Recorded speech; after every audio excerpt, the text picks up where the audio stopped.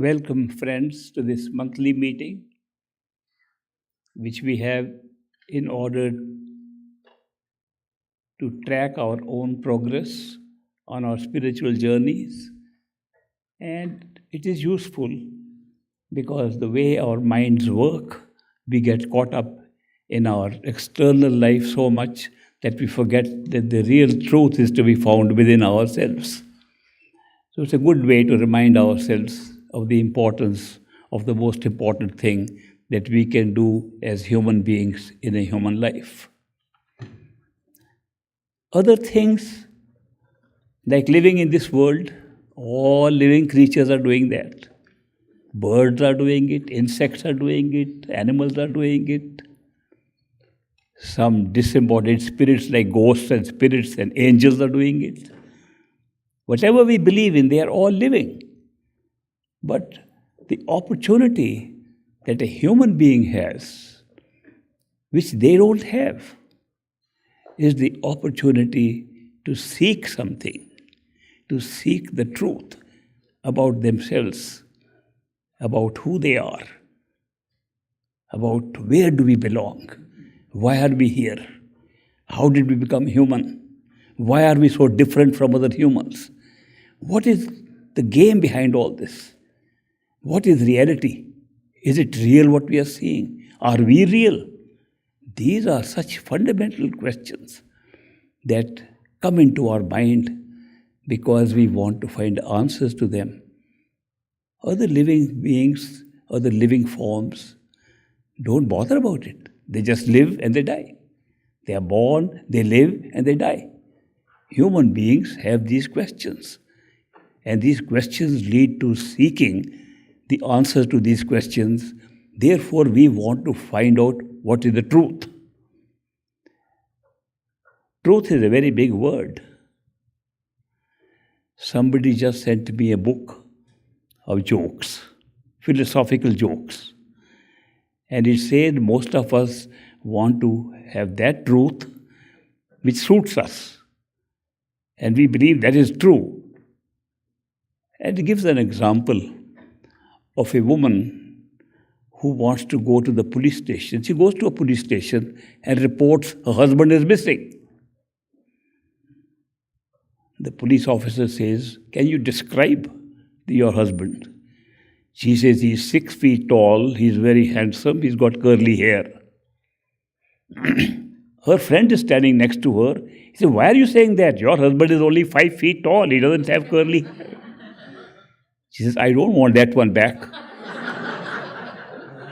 What she's reporting is the truth according to her. The police officer says, "Madam, I want you to tell me the description of the actual husband you had who is missing." And she goes into epistemology and uses all philosophical language to tell that only that truth we are willing to accept, what satisfies us. And by God, that husband never did. So therefore, when we say we are seeking the truth, do we understand what truth means? Supposing we take this world to be real and then ask, we are asking for the truth. We have already assumed something which may not be true. And all the arguments that we make after that are based upon an assumption which we take for granted. Now, when we are wanting to know the truth about ourselves, we are trying to make this into a mental question. That means we want our mind to think and put this question, who am I? When the mind puts this question, the mind has already assumed something. What has it assumed? That I am real. I want to know who am I. The reality has already been assumed. Not only reality has been assumed, we have assumed that time and space exist in which I am existing. Now, supposing we find later on that time and space themselves don't exist, then we are following a truth which is basically untrue to start with. But that is how most of us, searching for truth, are led away from The open question, I am open to discover whatever it is. People say it's very difficult to do that because the mind cannot formulate a question about truth or about anything else without accepting that space and time exist. The mind cannot think outside of it. Try as hard as you like. Try to figure out that we realize there is no space and no time. We are existing in zero time, zero space. Mind is shut down completely. You can't think, you can't ask questions. It's finished. Therefore, an assumption that time and space must exist, therefore we can ask a question, automatically is flawed by the fact that we are using an instrument for asking a question which takes something for granted and therefore is not willing even to open up a question on whether time and space are existing or not. So that is why we get caught up. We have begun to believe over time that the only thing we have in our conscious self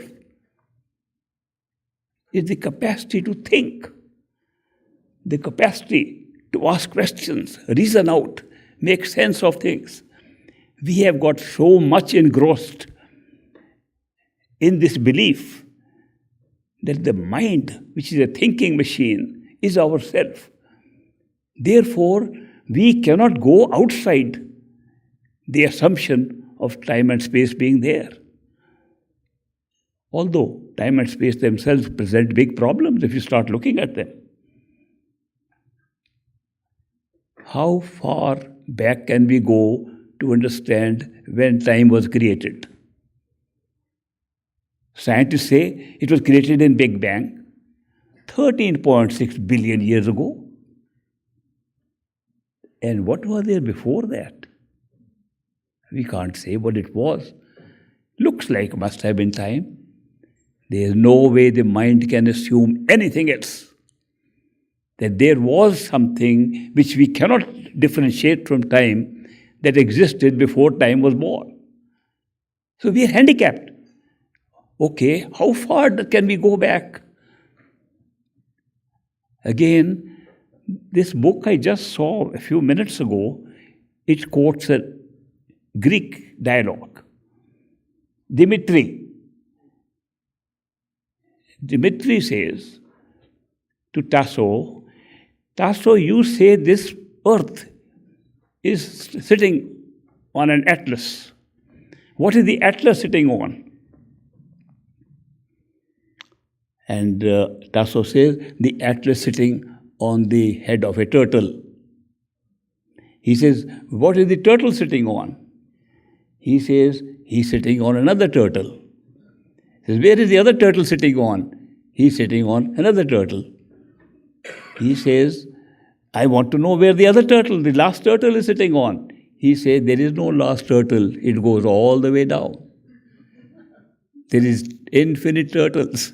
Therefore, he's giving an answer in a way that you cannot even understand. Using turtles just as an example. How limited we are when we think that the only way to make sense, to understand something, is by use of a machine which we are identifying ourselves with, our mind, the thinking mind. If the thinking mind is not ourselves, then who are we? Have we ever considered that we could be somebody totally different? That our reality is totally different from the mind that thinks and makes us say, I am thinking, therefore I am, like some philosopher said.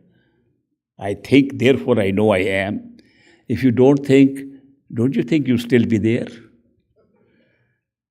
Supposing we say we don't want to think at all, do we disappear? People say in certain types of meditation, they can still their mind. And some masters recommend, still your mind. Does the stillness of mind make you disappear, or you're still there in the stillness of mind? It is our everyday experience that there are some experiences we have, conscious experiences, which are not thinking. I'll give you a few examples. An intuitive flash comes into our head. This will happen. No reason, no thought, and we know. A certain knowing comes inside with no reason at all. And say, I know it. If somebody says, how do you know? I don't know how I know it. It happened to all of us. Intuitive flashes, those gut feelings come to all of us and do not involve any thinking. Are they not our experiences? Where are they coming from? Certainly not from our mind. Our mind only functions by thinking. The thinking mind is so different from that self of ours, which is having the intuitive feelings. Intuitive knowing, not feelings, knowing. It is knowledge that is coming from somewhere, and we don't know where it comes from because we want to analyze it by thinking. This analytic approach that we have, it covers every type of search and seeking that we want to do. We bring our mind into it. If I tell you today that there is nothing stopping us from discovering ourselves except the thinking mind, won't it surprise you that the very instrument we are using for finding the truth is itself the barrier to discovering the truth? Because when we are using the mind and thinking alone for discovering who we are confining ourselves to a small machine that cannot operate outside of time and space. It cannot operate outside the feeling that everything is happening by cause and effect. The mind cannot get out of it. The mind cannot get out of the existence of time and space, cannot get out of the fact there must be a cause to everything. So we are bound down. And the more we think, the more we try to search with our minds, the more we get trapped into this. Let me find the cause. Let me find what was before that, and before that, and before that. We're looking for the nth turtle in our life, which we never find.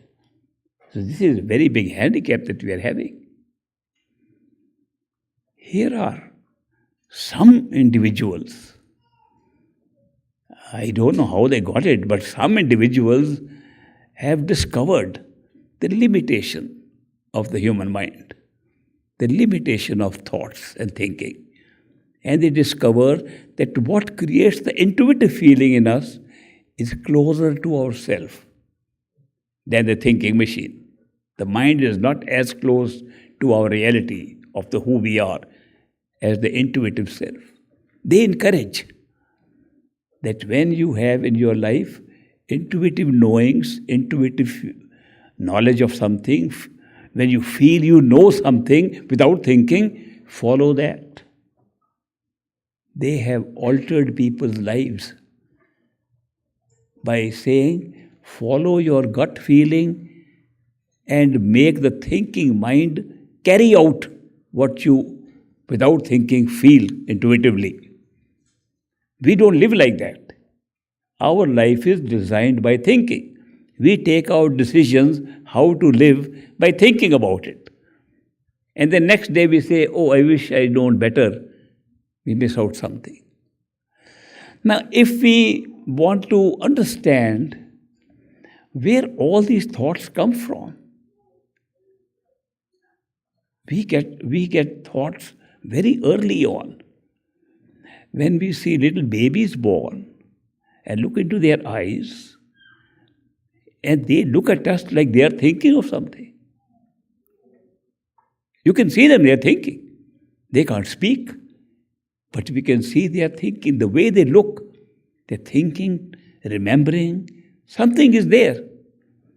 So obviously, there is some kind of carry-on which is going on before we are born and maybe after we die.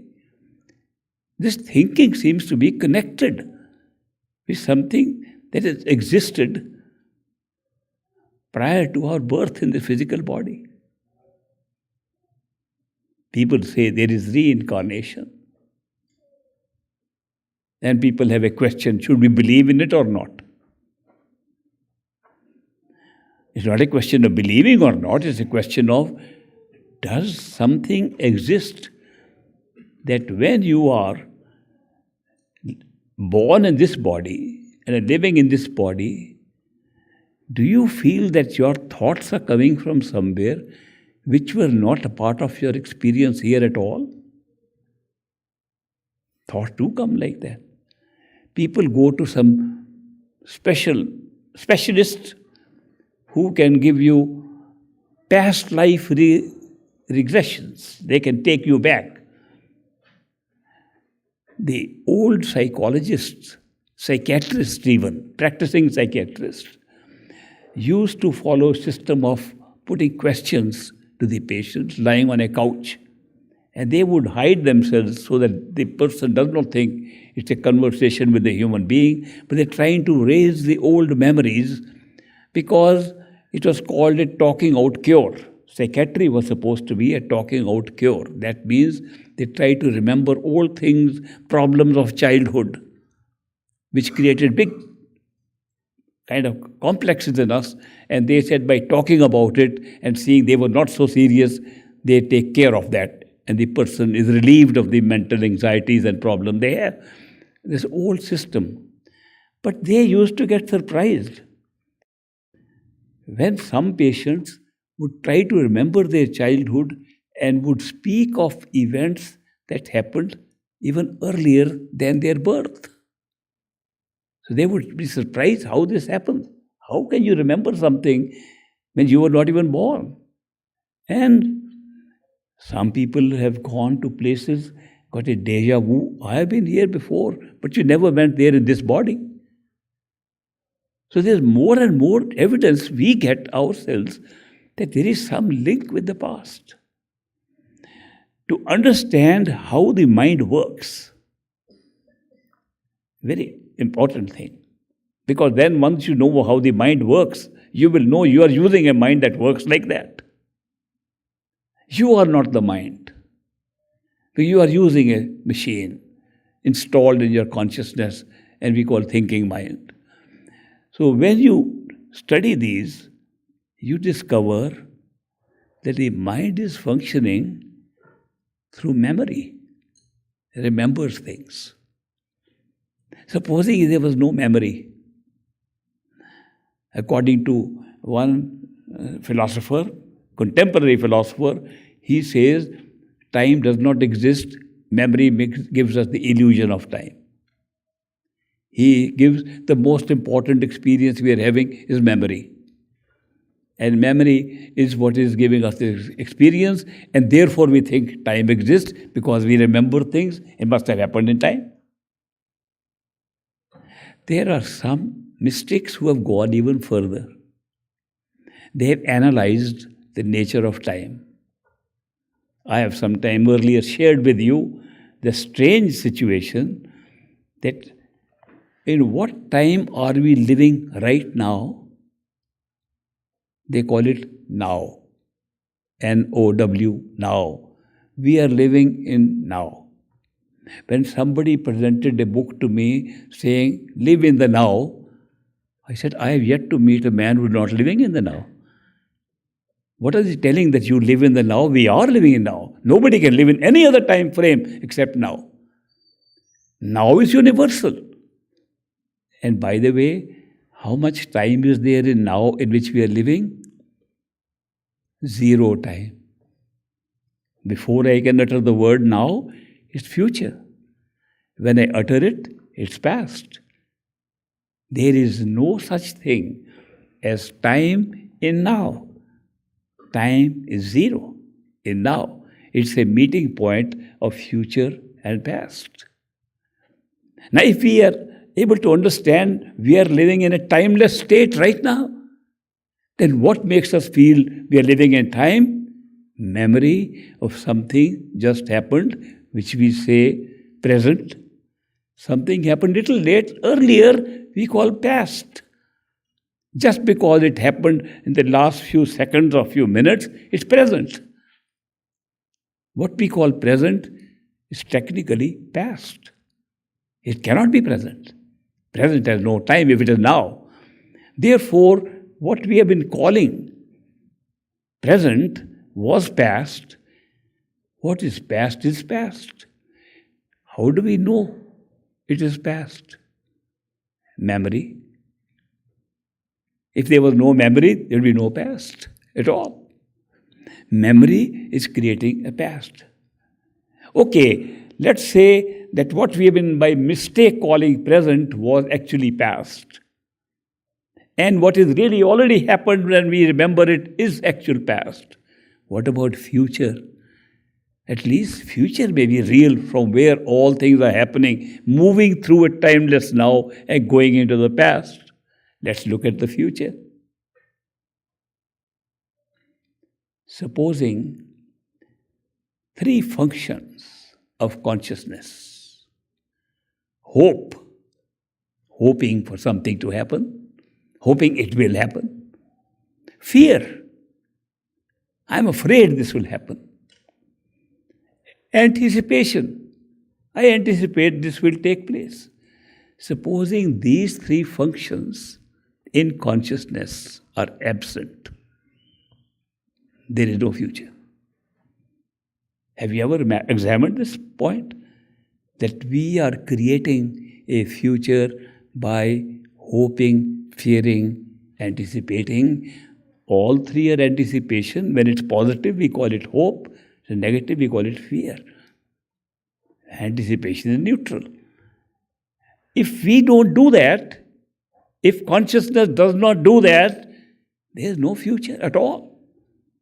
We are creating a future by hoping, fearing, and anticipating, which is a function that takes place in thought and takes place in time in the past. Every time you hope, you're hoping in language, in words, in your mind, in a thought, and it's happening when you can remember that you did it. You can't go into the future at all. Nobody can go even 1 second ahead. Therefore, what we think is the future is completely a function of the past. The truth is, there is no present, no future. It's all past.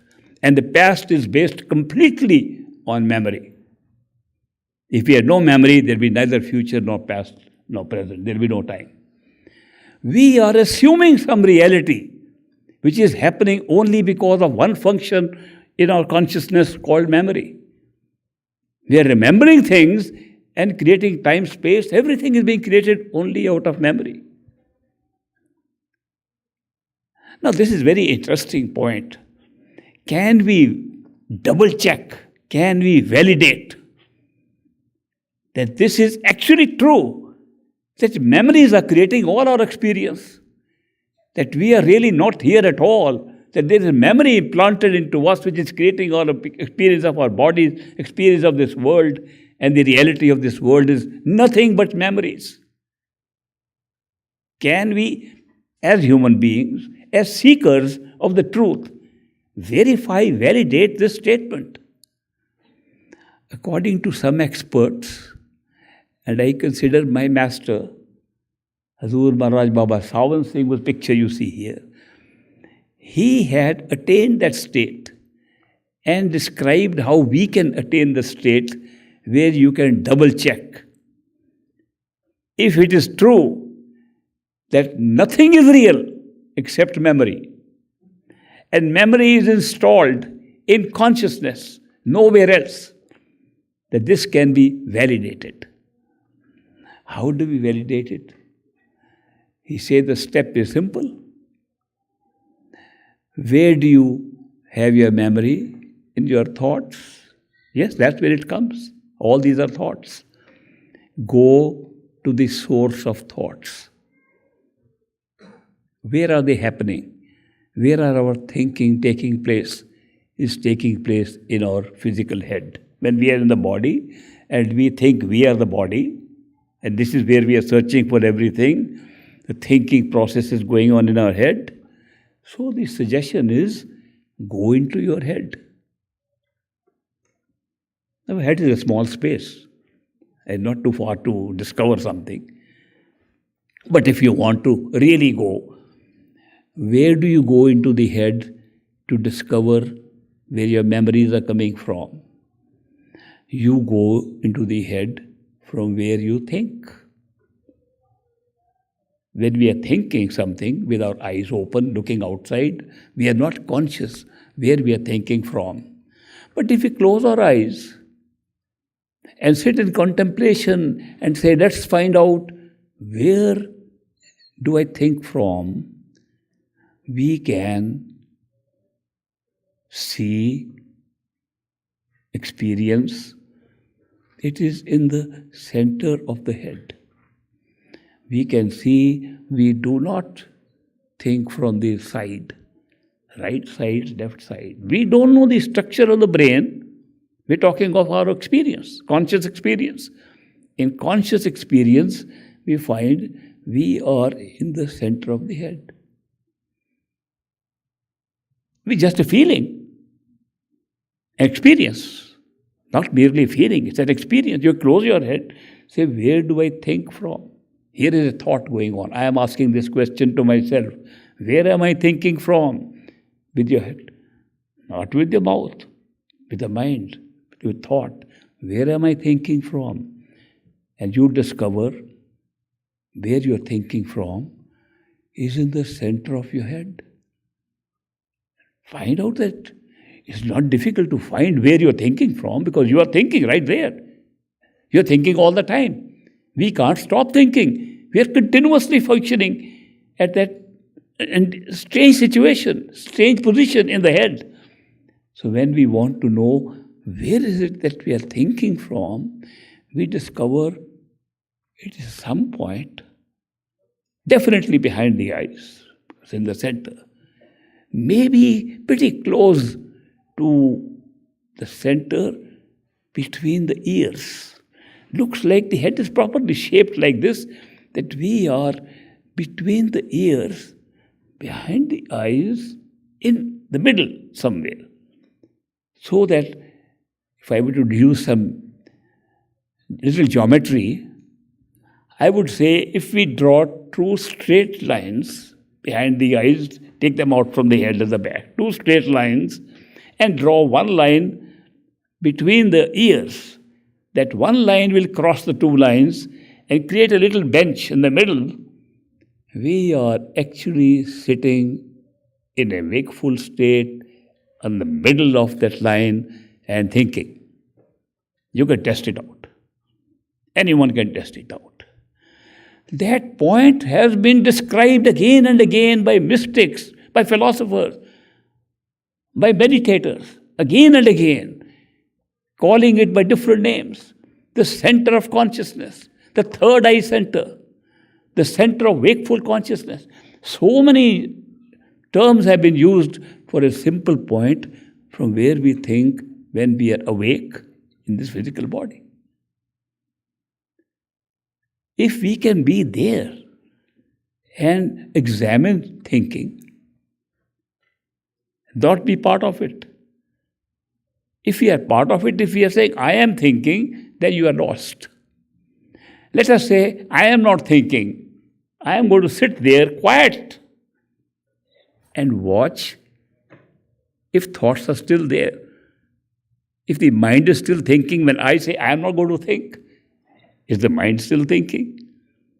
Sit there in third eye center, in the center of your head. If you have a problem that you can't get out of the body awareness, imagine you have shrunk yourself to that point. Or imagine you have jumped in there. Use imagination that you are from where you are thinking. If you go there and sit quietly, without thinking, cut off any desire for thought, mind will still think. Great opportunity to watch what your mind is, what your thoughts are. Now, if you are able to do that and hold that position, you'll understand a lot more about thoughts, where they come from, and you will see how memory works to produce the thought stream. You can do little more than that. And those who are serious about it, I recommend that you try it out if you are interested. If you're interested in finding answer to these basic questions, I would say that the feeling this body is ourself does not go away till we die. We are born with it. We call it ourself. The name is given to our body. We respond to it when people call us by that name. So we have identified ourselves completely with this physical body.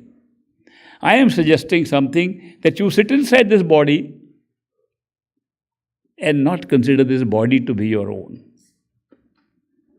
That's very difficult. It takes time. It can be done. But there is a way in which our consciousness operates, and that is, it has the power to concentrate its attention. Now, I am sitting in this hall, you are watching me. In your physical visual awareness, you are seeing me, you are also seeing the flowers, you are also seeing Great Master's picture, you are seeing the walls of this hall. I am also seeing all of you. Our attention is scattered all over. But supposing we want to concentrate our attention on one thing, we can do it. It's a great capability we have, that we can, if we want to attend to something, concentrate our attention on that. Now, supposing I like these flowers, beautiful flowers, I start looking at the flowers and I concentrate on seeing them, put my attention on that, I'll become less aware of what is happening elsewhere. It's natural. This ability we all have. The ability to use our awareness and concentrate on anything enables us not only to get a greater awareness of that which you are concentrating on, but become unaware of others. It's a gradual thing, but it happens. People who love music, for example, they go to a concert, drums are playing, pipes are playing, other instruments are playing. They say, we like the drums. The drummer is so good. And they put attention on the drummer and the drums. And they notice the drums become louder, other instruments become less in volume. Nothing is changed there. It's all in the head here. That we have the ability, when we concentrate our attention on something, we can become less aware, and sometimes with good concentration, completely unaware of what is around. Let's say this unique capability we all have, we use it in the experiment we are doing by sitting the third eye center, watching our thoughts, and we concentrate on watching our thoughts. What will happen? If you concentrate there, you won't know where your hands are. You won't know where your feet are. You will still feel you have a body. If you concentrate more, you won't know. You know your head is there, but you won't know where the rest of the body has gone. It's still there. It's just that you, by concentrating attention there, you are becoming comparatively unaware of the rest of it. If you concentrate enough, you will not know where your body is. You will be real, sitting there in the third eye center. That will be you, your reality. And the thoughts will be going in front of you as sound and words, maybe visual and auditory. It's an actual experience anybody can have. Merely sitting in third eye center, in the center of your head, and concentrating your attention in watching your thoughts, you will have the greatest discovery of your life, that you are not the thoughts and you are not the mind. What could be simpler than that? This is the simplest of meditation I can suggest to you. To first discover that you are not the mind, you are not thoughts. There is something installed for your experience, for your benefit, for making reality. You discover how memory is operating. If you can become unaware of your physical body, you'll become far more aware of what is sitting inside and watching the mind. You are watching the mind, yourself, that is yourself, not the body, not even the thoughts, not even the mind. These are actually being used by us. The self sits there in the wakeful state, not when we are sleeping. The self doesn't remain there when we are sleeping. Where does the self go then? When this body lies down in the bed to sleep, where does the self go? Self doesn't leave the body. Self is life, self is consciousness, self is what is making us aware of our body and the world. So therefore, where does the self go? When we go to sleep, the self goes down below in the body. Nothing. What is self? The conscious power of observation, conscious power of concentrating your attention. That's the self-consciousness, and the experience of consciousness, using consciousness, is the self. And that one drops down. You can test it out, even when you are not asleep. Because when you sleep, you don't remember where the body is gone. But when you are half asleep, feeling sleepy, drowsy, try a little experiment. Right now, when you're awake, you close your eyes. Somebody says, can you touch your eyes with your eyes closed? Anybody can touch. We know where the eyes are on the body. Our hands, we know, can go straight to the eyes. Okay, when you're drowsy, say, I am going to touch my eyes. And you will touch your nose and you will think you're touching your eyes. Test it out. How can that be? Because the very notional point which we are in the wakeful state considering to be behind the eyes is not, it's just an experience. There's no real point in consciousness being anywhere trapped. Of course, when we discover the full nature of who sits there watching the mind, you'll find that creates the mind, that creates the body, that creates the universe. This is a much bigger discovery that takes place. But right in the beginning, you discover that where the self is not a permanent location at all. It is just a location which we can experience sitting in a human body in a wakeful state. So when you can concentrate your attention there, sleep will come and pull you down, and you will not be able to watch your mind. You cannot watch your mind except when you are awake. If you are awake and are watching your mind and become unaware of your body, your awareness increases. If you can hold that experiment and repeat it several times, you'll find you can understand the very nature of what constitutes time, space, mind, thoughts. They are all nothing but a string of memories. How can you create a string of memories from nothing? Do you know, supposing we are not bodies, supposing we are not born and nothing, world is not existing, but we are consciousness, ability to have awareness, and then we install into us an artificial list of memories attached to each other with cause and effect. It'll make a life. Mystics have withdrawn their attention not only from the body, but even from the sensory system that operates, which says, I can see. That inner self that I was talking of, which is going to watch, has all sense perceptions. Do you know that with your eyes closed, you can imagine you are there, you can walk around, you can fly, you can touch things, you can smell, you can do everything.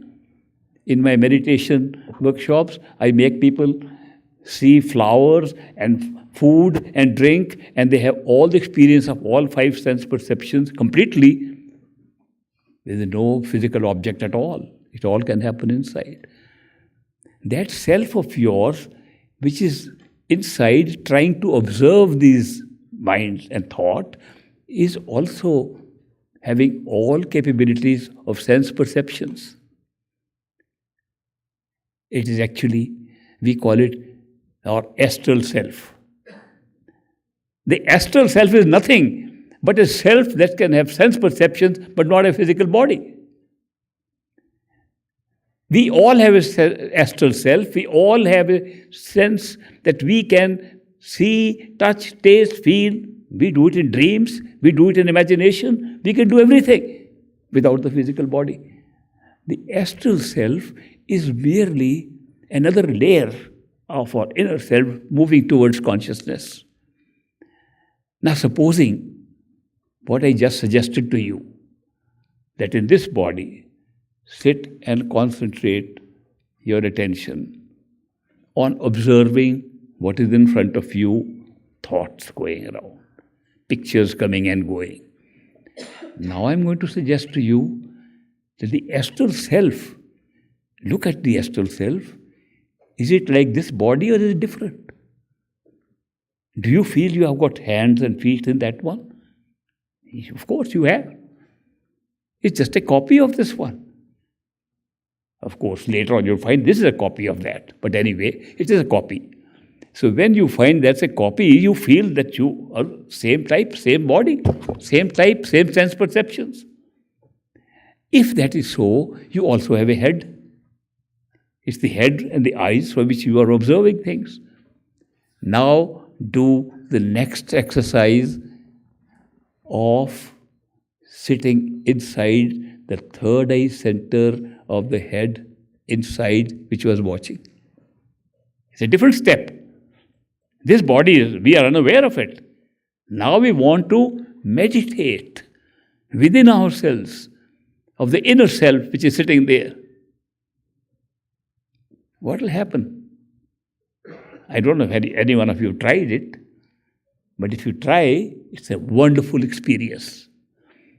One of the greatest experiences you can have, that you will withdraw yourself and become unaware of sense perceptions and discover sense perceptions were nothing but a spread out of perception which already belongs to you.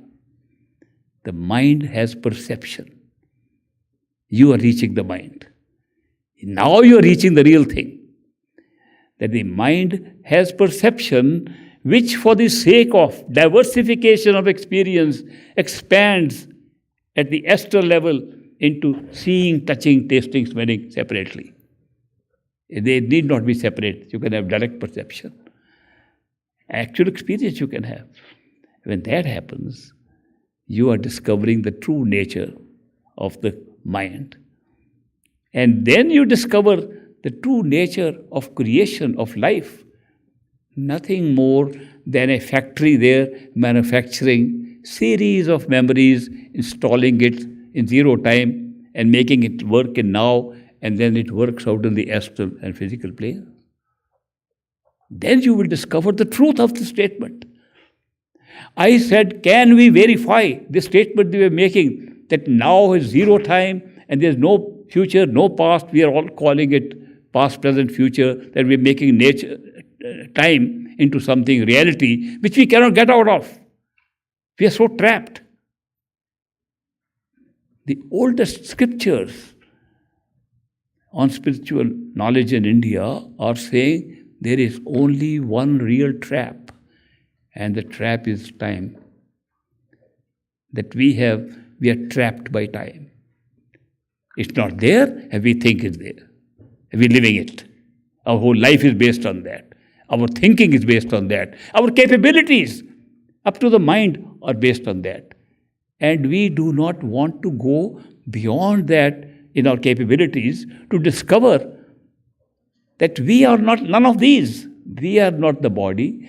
We are not the sense perceptions. We are not even the mind. We are life. We are consciousness. We are the ability to have experience through these means. These are means. These are the little equipments. They refer to them as bodies. It's a good way to describe it, because I say go inside the head. Therefore, it's all right to say this is a body, a physical body, a sthul sharir. Okay. Then the inner body has sense perceptions but no matter. That's the only difference.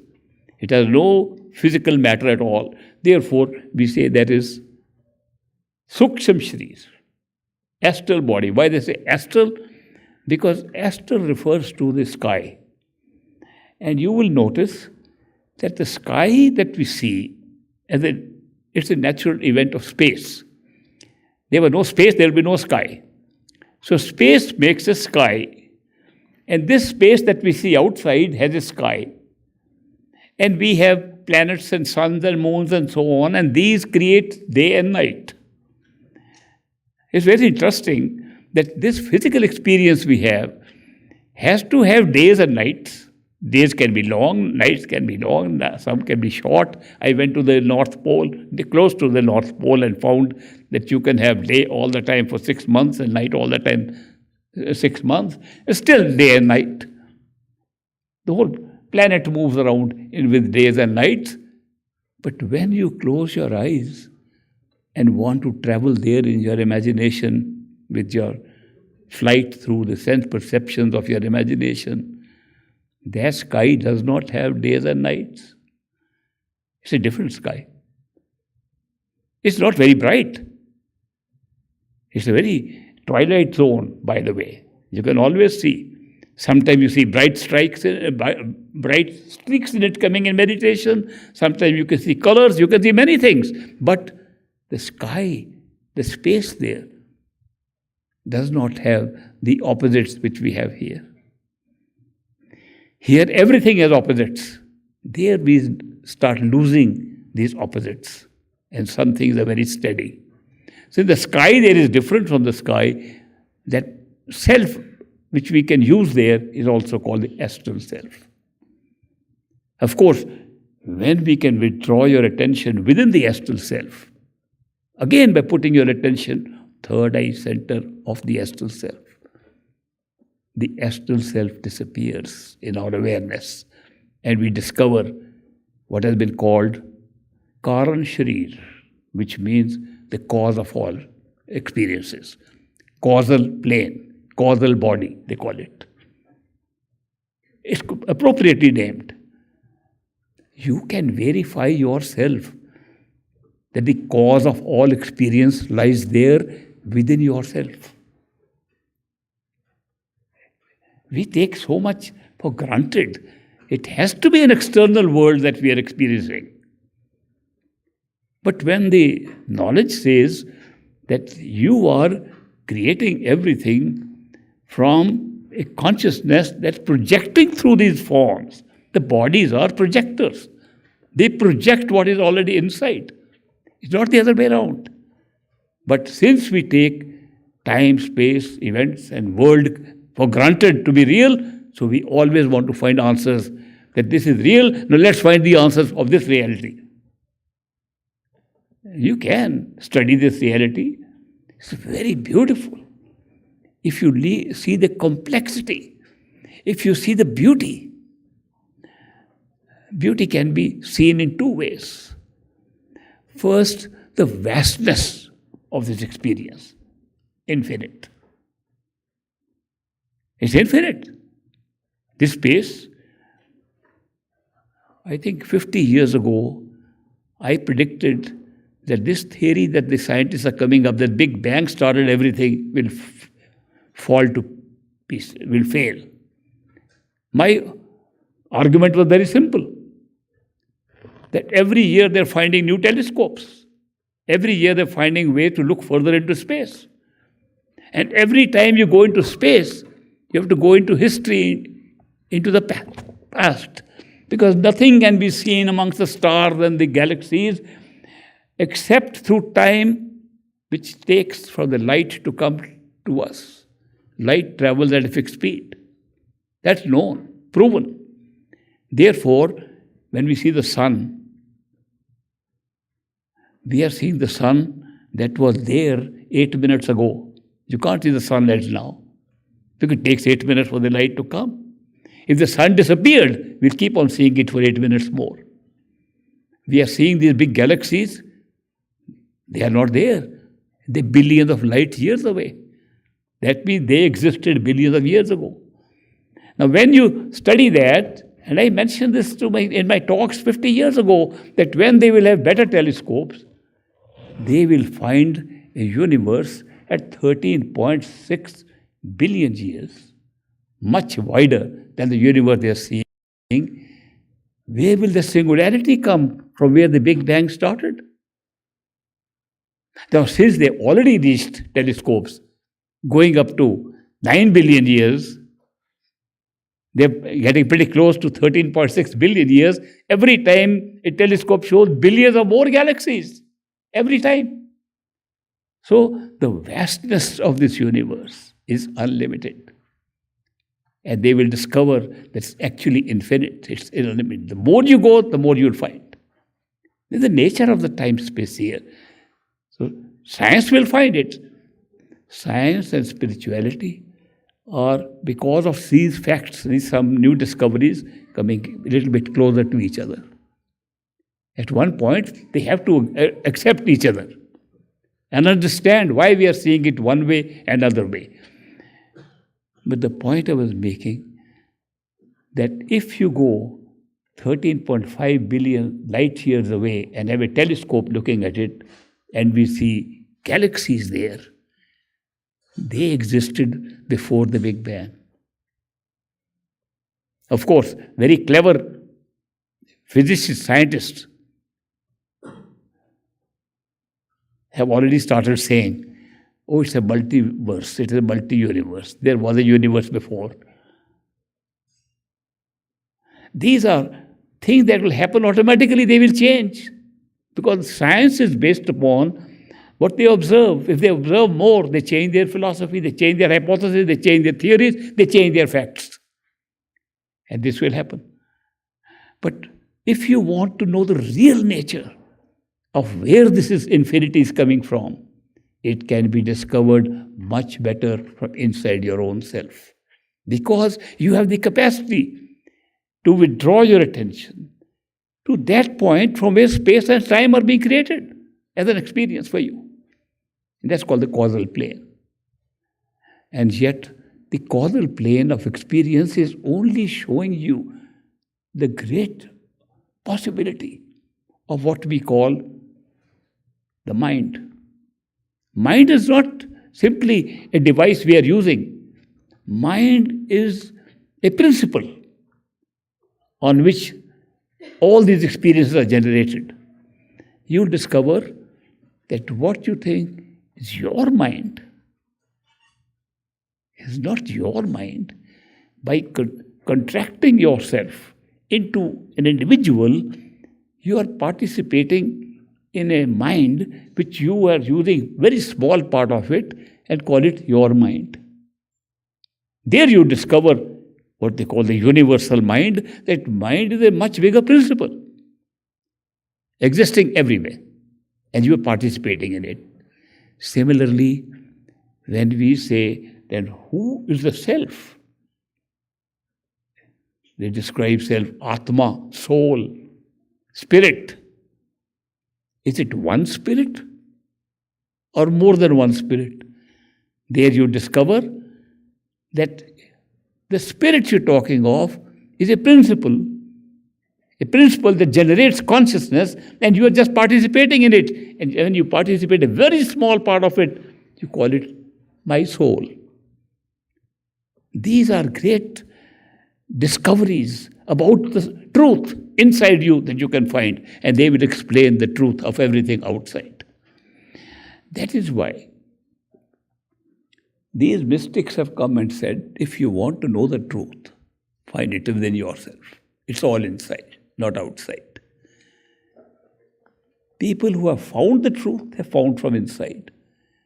Even when they have come up with wonderful things outside, they come from inside. Even when poets have written their beautiful poetry, inspired, it's come from inside.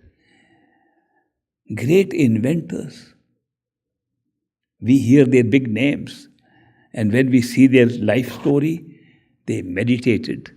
A lot of things came from inside. I only recently saw the life story of the founder of this iPhone. I didn't know that he went to India and was with one Swami, whose picture I saw now first time, and meditated and saw the first iPhone in meditation, from where all the iPhones have come, even outside. Great philosophers, great scientists, they've all meditated and discovered things from inside. Everything comes from inside. Everything is inside. And only expressions of it come outside, and we say that is life. But when our attention is completely scattered in an external experience being generated by sense perceptions, and that becomes our only reality, and we want to experiment only in that reality, no chance of finding the cause of that reality. We can keep on trying. Let me explain something very interesting. Einstein said that he discovered the truth about relativity, special relativity and general relativity. He discovered the truth by completely looking at something other than what existed outside. He came up with some very novel ideas, which were completely unknown to science or to people outside. He said that space is not emptiness. Space is the densest material. And by dense, he didn't mean that you can't put your hand into it. By dense, he meant that if you knock at one place, the knock can go through it very long distances. If you have this table and I knock here, somebody that side can also feel it. But if it's a steel table, even a long steel table, I knock one side, you can feel it other side. If it is made of cotton wool, I can keep on patting, you'll never feel it. That was meant by density. He said this is a very dense thing that can go far and it is a substance. The space is a substance. And he said it is created when energy becomes matter. A very big statement he made. Energy and matter are transferable when energy becomes matter, or matter can be made into energy, which is how atom bombs were made. When matter can be made into energy, there's a relationship between the two. He said when energy becomes matter, it creates space. That's something very new. And he said, if there is more matter created, it bends space. It's a very odd statement. Nobody could understand when he said. I read somewhere when he first explained this relative thing, that the space can be bent. We thought how emptiness can be bent. It is not emptiness. Space can be bent by putting more matter. And he saw, when he was observing the sky, that light is passing in our own solar system. It's passing and bends at a certain point. Light always travels in a straight line. Therefore, he predicted space is being bent. There has to be some matter there. The discovery of Pluto took place because of that, because of his statement. So that is why he was able to prove his point. Again and again, as we observe the universe, his points are being proven again and again. But he said he got all from inside. The truth is, everything, all knowledge of everything is all hidden inside. It is not physically inside, but because we have bodies in an experience outside, therefore it can be discovered from what looks like a confined body and a small little head, little space. But when you go there, it opens up into infinities of space. There are 3 states where space-time exists. One is physical, where we are sitting right now. There's an infinite space around us. When we go into the astral inner plane, sensory plane, there's vaster space. Now, this space which we have in physical time is infinite. And the space of the astral plane is more infinite. Does it make any sense? Can you heard of more infinite? It's more infinite. I'll explain that. When we go to the causal plane, it's still more infinite. Now here, I'm talking of infinity and describing 3 kinds of infinities. A finite infinity. What is the meaning of infinite? Infinite means you keep on going and it will never stop till you keep on going. But you cannot keep on going forever. Therefore, the infinity ends there. In practical terms, when we talk of infinity, we are talking of infinity as something that can keep on going. But nobody can keep on going. We can keep on going more in the astral plane, so the infinity is larger. We can keep on going more at the causal plane, therefore the infinity is larger. Now, if you look at the infinity in that sense, supposing we are sitting here, it's infinite in every direction. And it has become a finite infinity because of our inability to go beyond. Now, if you take infinity like that, we are sitting in a huge bubble of space-time. Infinite. But we know the limit of infinity. By the way, mathematics can say exactly where infinity is, which mind cannot say. But mathematics can say. I'll give you the example for mathematics. I'm turning a little too technical. I hope you don't mind it. It just come up like that. If you want to add half to 1, it becomes 1.5. Add half of half is 1/4. Add more 1/8, 1/16, 1. It is infinite. You can go on forever. No limit. You can go on your whole life. It will keep on becoming smaller and smaller element added on to the same one. In mathematics, if it's infinite, it will be 2. In mathematics, you can write infinity is 2. That is infinity. It has crossed that limit from where you can keep on going. So in mathematics, you can say things. That is why Einstein said his proof lay in mathematical equations, not merely in conjecture. And modern thinkers are also going through mathematics. The mathematics can explain things which mind cannot understand otherwise. For example, here I'll give you another example. Here is a glass of water, cup of water in my hand. I want to shrink it to a smaller size, half small, and make it very small. So small, it becomes 0. According to you, it has disappeared. Mathematics says no. It is still there, size 0. And it says it is plus 0. I am making it smaller, become minus 0. Can the mind understand? Is there any contemplation available? No, it wants to become smaller. Now it's minus 1 centimeter, minus 10 centimeters. Where has it gone? Mathematics is describing it. Mind cannot contemplate it.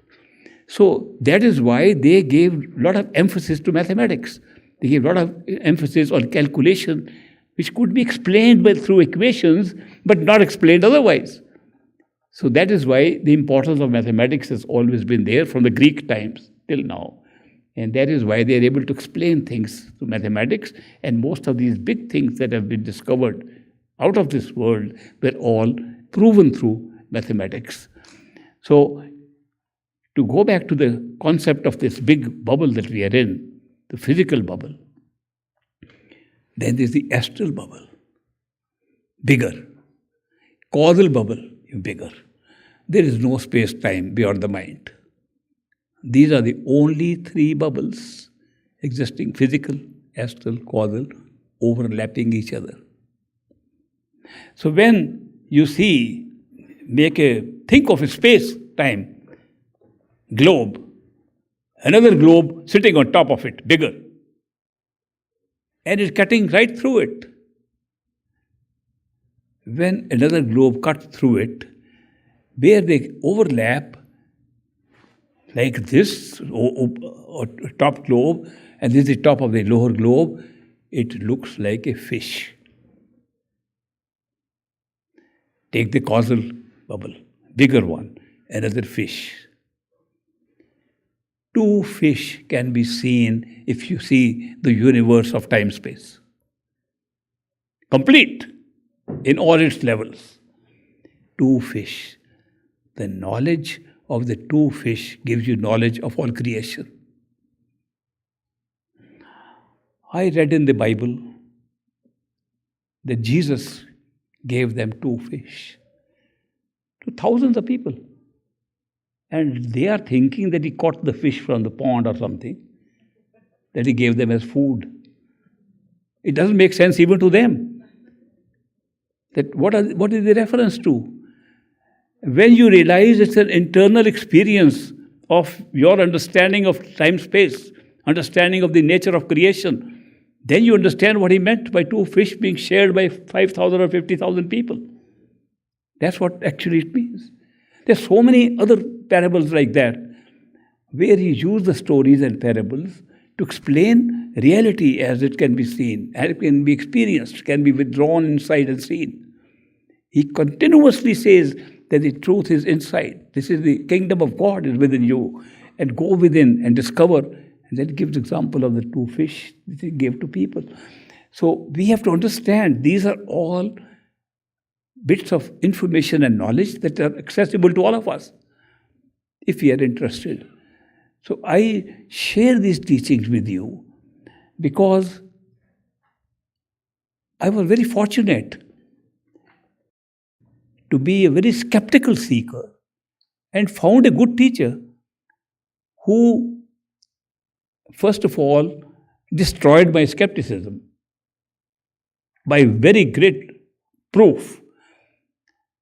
I am the type of person who can't believe anything unless I say proof.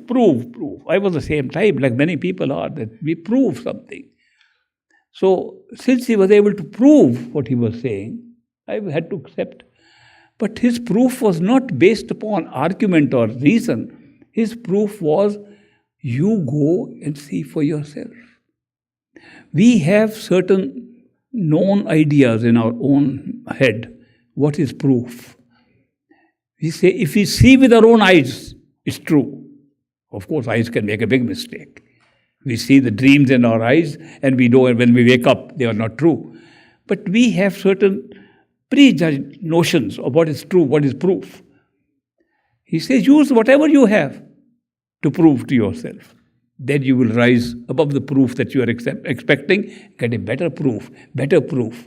And all that can be found within ourselves. So I say that people who are searching for the truth within themselves, I congratulate them. You will find it. I have discovered that if you are a seeker, you will find. Just don't stop seeking halfway. Just don't stop that I give up because I didn't get this or didn't see this. Do not give up. Keep seeking. You will find. I'm very happy to share these things with you. And I'd like to come and see you again in the afternoon for a little while. We'll have a break now. And I want to address some issues that people have brought to my notice. And that comes up again and again. They say, you talk of a perfect living master. Now in America we say PLM. Everything we abbreviate here. If you talk of a PLM, how do you know who is a PLM? If you go by the description people are giving, there are hundreds of them, thousands of them around here. So many claiming to be PLMs, so many claiming to have been enlightened people. How do we know as seekers which one to follow? And so many societies, so many organizations have come up and all claiming to give us enlightenment, all giving us this thing. For a fresh new seeker who's come across this, he says, I want to find the truth. Where should one go? Are there any guidelines one can have to find who is a perfect living master and which organization is not merely an organization but actually has somebody who can tell us the truth? These are questions being asked of me. This is not part of my role to judge any master or judge any people's enlightenment or something. I am happy to talk about the master who gave me everything. I'm always happy to talk about him. It's not my job. But I can share with you the guidelines to find out. At least you'll rule out the bulk of them just from the guidelines I'll share with you this afternoon. Thank you very much for listening patiently.